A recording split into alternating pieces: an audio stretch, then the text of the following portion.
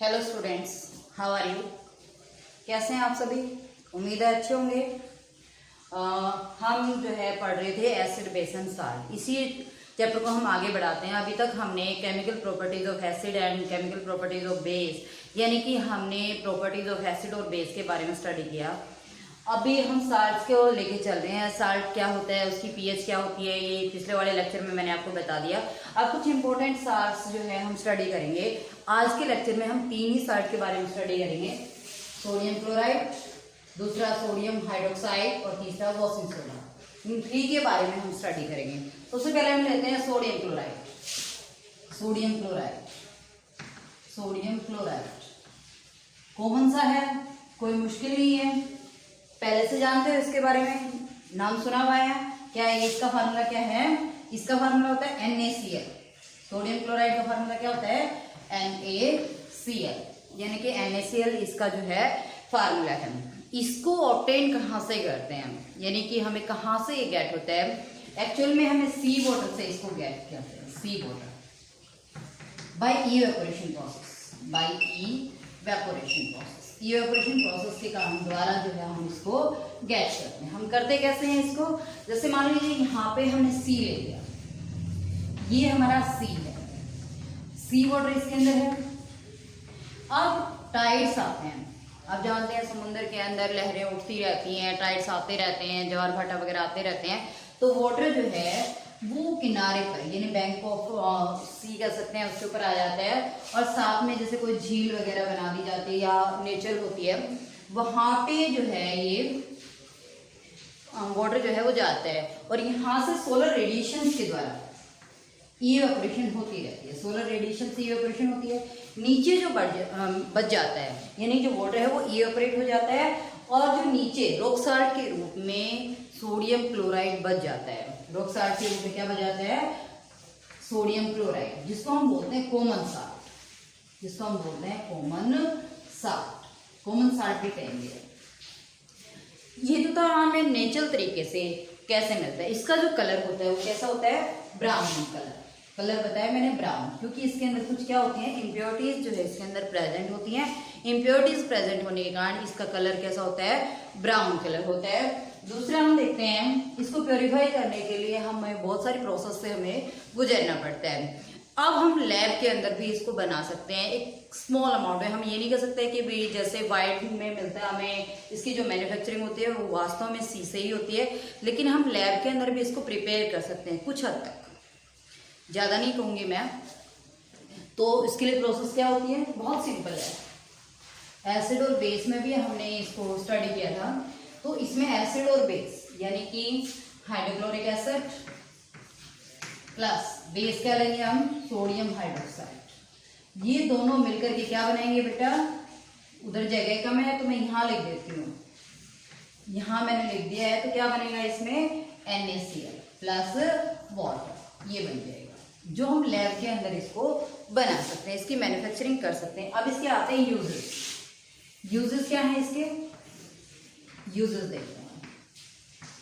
सबसे पहला हम इसका यूज जो है डाइजेशन और फूड के डाइजेशन में हेल्प करते हैं। ह्यूमन बॉडी में ये मतलब बहुत ज़्यादा जो है एसेंशियल है। एक तरह से it is the essential part of our body, ये कह सकते हैं, या it is the essential part of our food. हमारे फूड का एक एसेंशियल पार्ट है, ये एक खास हिस्सा है, क्योंकि हमारे डाइजेशन में हेल्प करता है। दूसरा, हमारे बीपी होता है ब्लड प्रेशर।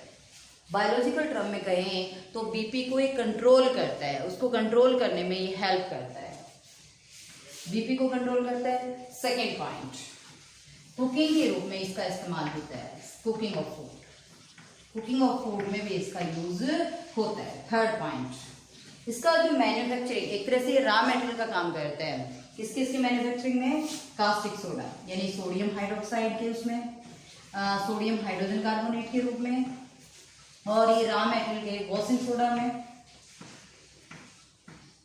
ब्लीचिंग पाउडर वगैरह, इन सभी के अंदर किसका यूज करता है? ये रॉ मटेरियल के रूप में यूज होता है। ये था हमारा सोडियम क्लोराइड, यानी कि NaCl। दूसरा पार्ट पढ़ते हैं हम सोडियम हाइड्रोक्साइड। दूसरा पार्ट हमारा sodium hydroxide.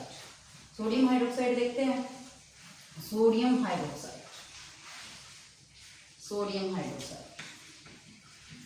Sodium hydroxide. Sodium hydroxide इसका जो फार्मूला होता है क्या होता है, NaOH। इसको हम बोलते हैं कास्टिक सोडा, इसी को बोलेंगे हम कास्टिक सोडा या फिर लेड भी बोलते हैं इसको, कास्टिक सोडा या लेड बोलते हैं। अब इसमें इसकी मैन्युफैक्चरिंग कैसे करते हैं, कैसे बनाते हैं हम इसको, तो इसको बेरिन सॉल्यूशन से बनाते हैं।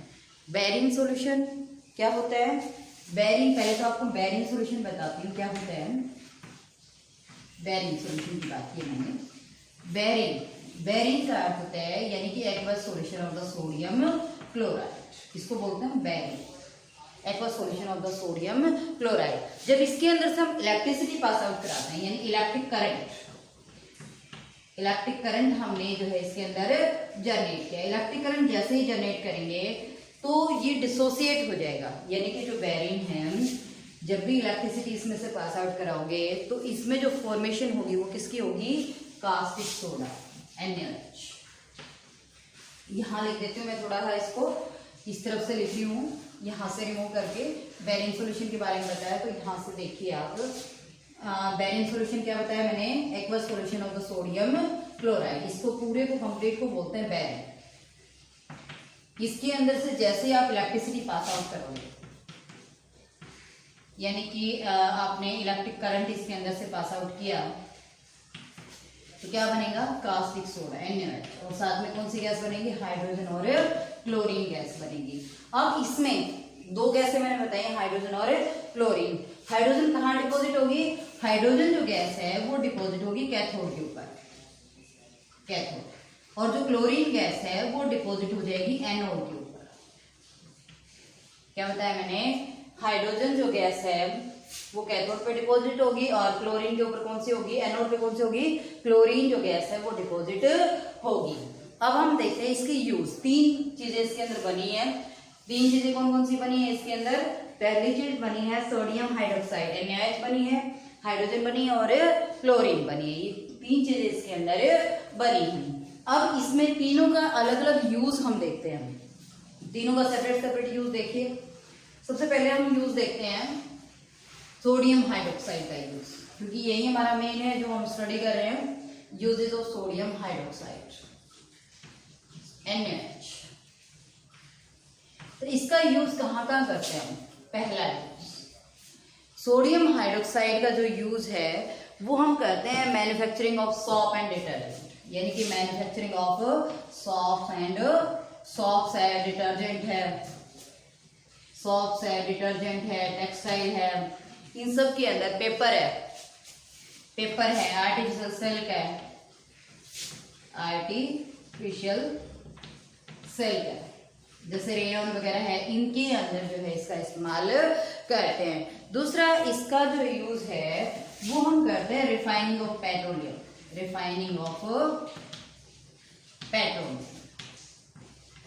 पेट्रोलियम की रिफाइनिंग में भी इसका इस्तेमाल किया जाता है। रिफाइनिंग ऑफ पेट्रोलियम में इसका इस्तेमाल होता है। दूसरा इसका जो इस्तेमाल होता है वो किस में करते हैं हम, रिफाइनिंग ऑफ पेट्रोलियम के अलावा इसका जो इस्तेमाल है, जैसे मैंने अभी बताया, रिफाइनिंग ऑफ पेट्रोलियम जो हम ये कह सकते हैं कि जो कॉटन होती है उसकी स्ट्रेंथ को बढ़ाने के लिए, टेक्सटाइल स्ट्रेंथ को कॉटन की बढ़ाने के लिए भी इसका इस्तेमाल किया जाता है। कॉटन की स्ट्रेंथ को लस्टर बनाने के लिए एक तरह से कर सकते हैं, कॉटन को लस्टर बनाने के लिए भी इसका इस्तेमाल कर सकते हैं। लेबोरेटरी रिएजेंट के रूप में भी इसका इस्तेमाल किया जाता है, लेबोरेटरी रिएजेंट के रूप में इसका इस्तेमाल होता है, टेक्सटाइल स्ट्रेंथ के रूप में यूज होता है, कॉटन के रूप में इसका यूज हो जाता है। तो इस सब चीजों के अंदर इसका इस्तेमाल होता है। दूसरा हम देखते हैं, दूसरा यूज किसका, दूसरी चीज क्या बनी थी हमारी, हाइड्रोजन। तो हम हाइड्रोजन का यूज जो है इसमें देखते हैं, इसमें हाइड्रोजन का क्या यूज है। हाइड्रोजन का यूज देखते हैं हम एक बार। हाइड्रोजन होता है H2 गैस का यूज किसमें करते हैं, हाइड्रोजिनेशन। सबसे पहले मैं आपको बता दूं, कार्बोनेटेड कंपाउंड में भी आपने पढ़ा होगा हाइड्रोजिनेशन में करते हैं। हाइड्रोजिनेशन का मतलब क्या होता है कि जो अनसैचुरेटेड हाइड्रोकार्बन्स हैं उनके अंदर जब हाइड्रोजन ऐड कर देते हैं तो क्या बन जाता है, वो सैचुरेटेड हाइड्रोकार्बन बन जाते हैं। एक तरह से हाइड्रोजनेशन के दौरान हम वेजिटेबल ऑयल वेजिटेबल ऑयल या वेजिटेबल घी, वेजिटेबल ऑयल से हम वेजिटेबल घी जो है वो बनाते हैं, वेजिटेबल घी बनाते हैं, वेजिटेबल घी जो है वो हम बनाते हैं। ये सारी चीज़ें हम इसके अंदर इस्तेमाल करते हैं। वेजिटेबल ऑयल से हमने क्या बनाया है, इसमें वेजिटेबल घी बनाया है।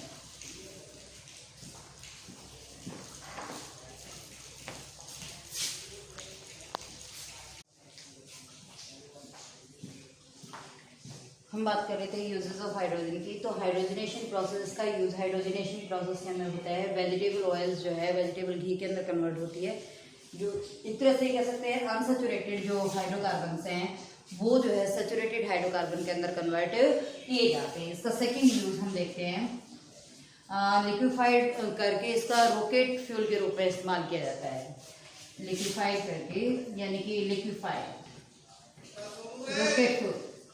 रॉकेट फ्यूल के रूप में इसका इस्तेमाल किया जाता है। रॉकेट फ्यूल के रूप में इसका इस्तेमाल किया जाता है। तीसरा, थर्ड अगर हम देखते हैं तो हाइड्रोक्लोरिक एसिड की मैन्युफैक्चरिंग के लिए इसका इस्तेमाल किया जाता है। हाइड्रोक्लोरिक एसिड की मैन्युफैक्चरिंग के लिए इसका इस्तेमाल किया जाता है। अमोनिया बनाने के लिए भी इसका इस्तेमाल किया जाता है। अमोनिया NH3 अमोनिया बनाने के लिए भी इसका इस्तेमाल किया जाता है। हम देखते हैं uses of chlorine. Uses of chlorine देखते हैं अभी। क्लोरीन का जो यूज है, क्लोरीन जो गैस है वो फॉर्म होती है एनोड के ऊपर। Uses of chlorine, CH। Hydrogen जो फॉर्म होती है वो कैथोड के ऊपर होती है और क्लोरीन किसके ऊपर होती है, एनोड के ऊपर होती है। तो क्लोरीन के जो यूज हैं, सबसे पहले देखते हैं जो क्लोरीन का जो यूज है वो किया जाता है fertilising of the water for the domestic purpose. Domestic purpose के लिए फर्टिलाइज करने के लिए इसका इस्तेमाल किया जाता है, fertilising of water. Second step, जो क्लोरीन का जो यूज है वो किया जाता है क्लोरोफॉर्म बनाने के लिए, PVC पॉलीविनाइल क्लोराइड बनाने के लिए भी इसका इस्तेमाल किया जाता है। थर्ड अगर हम देखते हैं तो इसका जो यूज है वो पॉइजन गैसेस बनाने के लिए भी किया जाता है। पॉइजन गैसेस बनाने के लिए भी इसका इस्तेमाल किया जाता है। फोर्थ पॉइंट अगर हम देखते हैं इसमें, तो जो क्लोरीन है उसके मतलब जो है ब्लीचिंग पाउडर बनाने के लिए इसका इस्तेमाल किया जाता है। ब्लीचिंग पाउडर बनाने के लिए भी इसका इस्तेमाल किया जाता है। तो ये थे यूजेस ऑफ क्लोरीन। अब हम नेक्स्ट टॉपिक देखते हैं वॉशिंग सोडा। वॉशिंग सोडा, इसके यूज क्या है, इसकी प्रिपरेशन क्या है, ये सभी हम इसमें देखेंगे। वॉशिंग सोडा देखिए, वॉशिंग सोडा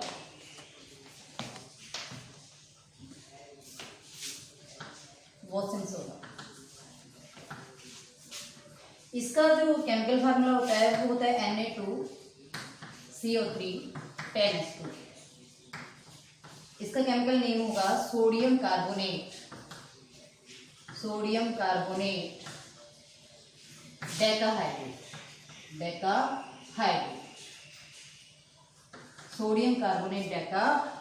इसकी प्रिपरेशन किसके द्वारा करते हैं, इसकी जो प्रिपरेशन है वो हम करते हैं सॉल्वेट प्रोसेस के दौरान इसकी मतलब जो है मैन्युफैक्चरिंग करते हैं। तो सॉल्वेट प्रोसेस क्या होती है, सबसे पहले हम लेते हैं कैल्शियम कार्बोनेट। फर्स्ट स्टेप यानी स्टेप नंबर 1 के अंदर हम देखेंगे इसमें जो स्टेप नंबर 1 है हमारा वो क्या है, कैल्शियम कार्बोनेट यानी कि CaCO3। कैल्शियम कार्बोनेट को जैसे हम हीट करेंगे तो इसमें बनेगा calcium oxide plus carbon dioxide, ये बनेगा फर्स्ट स्टेप के अंदर।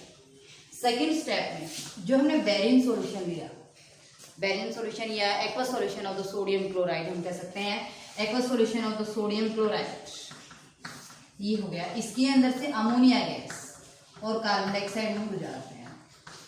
जैसे हम ये करेंगे तो ये जो है क्या फॉर्मेशन होगी, इसमें सोडियम हाइड्रोजन कार्बोनेट बनेगा और साथ में अमोनियम क्लोराइड।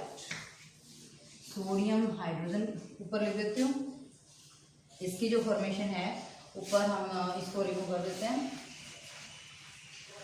ये बन गया हमारा सेकेंड स्टेप में NaHCO3 plus NH4Cl, sodium hydrogen carbonate, sodium hydrogen carbonate.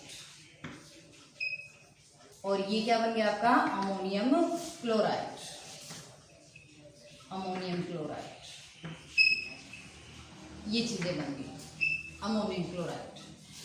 अब इसमें हम देखते हैं ये दो चीजें, ये स्टेप 2 हो गए हमारा। अब इसको, ये हमारा जो सोडियम हाइड्रोजन कार्बोनेट है थर्ड स्टेप के अंदर, सोडियम हाइड्रोजन कार्बोनेट NaHCO3, इसको हम हीट करते हैं। जब भी हम इसको हीट करेंगे तो बनेगा सोडियम कार्बोनेट और साथ में कार्बन डाइऑक्साइड बनेगी और वाटर बनेगा। अब ये जो है हमारा, ये जो सोडियम हाइड्रोजन कार्बोनेट था, ये 15 डिग्री सेल्सियस पे हमने हीट किया, तब ये जो है फॉर्मेशन हुई। तो स्प्रिंगली सोल्युबल होता है, इसको हम फिल्टर आउट कर सकते हैं। फिल्टर आउट करने के बाद जो सोडियम हाइड्रोजन कार्बोनेट बना है, इसको हमने हीट किया, सोडियम कार्बोनेट बन गया, कार्बन डाइऑक्साइड और वाटर जो है इसके अंदर बना। ये जो सोडियम कार्बोनेट है ये एक्वस फॉर्म में नहीं है, जैसे इसका वाटर इवेपोरेट हो जाता है तो एनहाइड्रस फॉर्म में होगा। जब भी ये एनहाइड्रस फॉर्म में होगा, एनहाइड्रस सोडियम कार्बोनेट, इसको हम बोलते हैं सोडा एस, इसको हम बोलेंगे सोडा एस, इसको हम सोडा एस बोलेंगे। अब इस सोडा एस को हम डिजोल्व करते हैं, यानी सोडियम जो कार्बोनेट है इसको हम डिजोल्व कर देंगे वाटर के अंदर। क्या बन जाएगा आपका वॉशिंग सोडा Na2CO3 10H2। अब ये जो सोडियम कार्बोनेट है ये व्हाइट कलर का होता है, डेलिक्यूसेंट होता है, क्रिस्टलाइन होता है। मैंने वर्ड यूज किए इसकी प्रॉपर्टीज के रूप में। इस क्या क्या यूज किया मैंने, देखिए एक बार इसको पूरा रिमूव कर देते हैं। ये बताया मैंने वॉशिंग सोडा जो है इसकी प्रॉपर्टीज, अगर हम वॉशिंग सोडा की देखते हैं तो सबसे पहले बताया है ये व्हाइट होता है, इसका जो कलर है व्हाइट है। दूसरा डेलिक्यूसेंट और क्रिस्टलाइन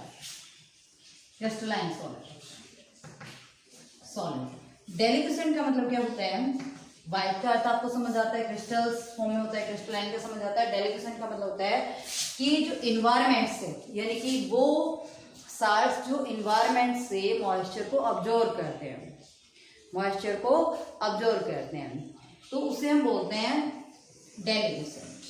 यानी जो moisture absorb the environment, environment से जो अब्जॉर्ब करेंगे उसे डेलिक्यूसेंट बोलेंगे। तो डेलिक्यूसेंट होता है। दूसरा इसकी यूजेस हम देखते हैं। यूजेस में अगर हम देखें तो इसका जो सबसे बड़ा जो रोल है वो आप सभी को पता है क्या है, सबसे बड़ा रोल इसका, इसके जो यूजेस है, अगर हम इसके यूजेस देखें तो इसका सबसे पहला यूज क्या है, इसका वॉशिंग पर्पज के लिए इसका इस्तेमाल किया जाता है। Washing purpose, washing of clothes के लिए इसका इस्तेमाल किया जाता है। तो इसका सबसे बड़ा यूज किसमें आता है, वॉशिंग पर्पज में आता है। वॉशिंग पर्पज के लिए इसका इस्तेमाल किया जाता है। सेकेंड अगर हम देखते हैं वॉशिंग पर्पज के लिए इसका इस्तेमाल हो गया। दूसरा ये जो है आपका बेकिंग सोडा बनाने में भी यूज किया जाता है। बेकिंग सोडा, बेकिंग सोडे से ये बनता है और इससे बेकिंग सोडा या बनाने में भी इसका इस्तेमाल किया जाता है। ये था आपका टॉपिक वॉशिंग सोडा। आज हमने 3 टॉपिक जो है वो स्टडी किए। कौन कौन से, सोडियम क्लोराइड यानी कि कॉमन साल्ट, रॉक साल्ट जिसको बोलते हैं। दूसरा हमने स्टडी किया कास्टिक सोडा यानी कि सोडियम हाइड्रोक्साइड। तीसरा हमने स्टडी किया वॉशिंग सोडा। आई थिंक आपको समझ आया होगा। Okay, thank you.